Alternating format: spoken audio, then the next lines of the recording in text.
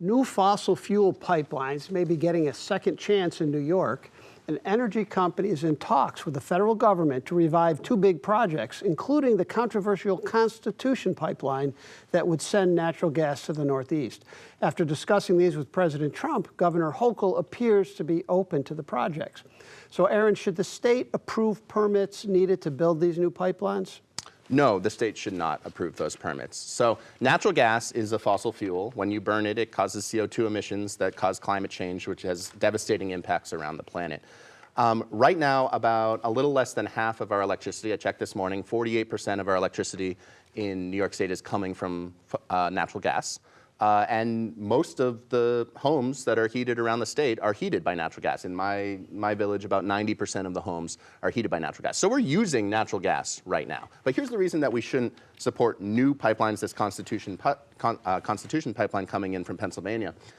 We have a goal to get to 100% zero carbon electricity, which means no burning natural gas, by 2040. That's in 15 years. And we have a state law that says an 85% greenhouse gas reduction across the whole economy by 2050. Those are enshrined in state law.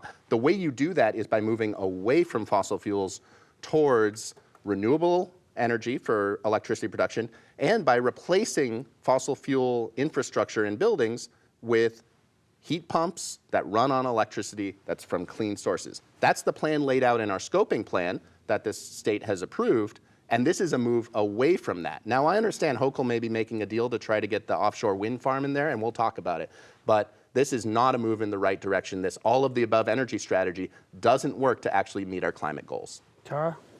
I absolutely agree that this is not the direction we should be going in. You know, New York State has been a leader in clean energy, clean air. And again, why should we backtrack simply to get the wind farms? I think there might have been other ways to do so. So these pipelines, or the Constitution, I believe, would send gas into Massachusetts and New Hampshire, places where they rely on oil in many cases to heat homes. So that is even worse for the climate than natural gas. So is there potentially a climate benefit in there, Luke? Maybe in the short term, but as Aaron pointed out, in the long term, New York State over the last several years has a concentrated strategy in terms of moving in a different direction, has set clear targets and has had the bureaucracy working in that direction. And so I don't see any particular need to change course, particularly in this hasty manner. And it's concerning that the federal government can intervene in certain parochial matters like this wind farm on Long Island, because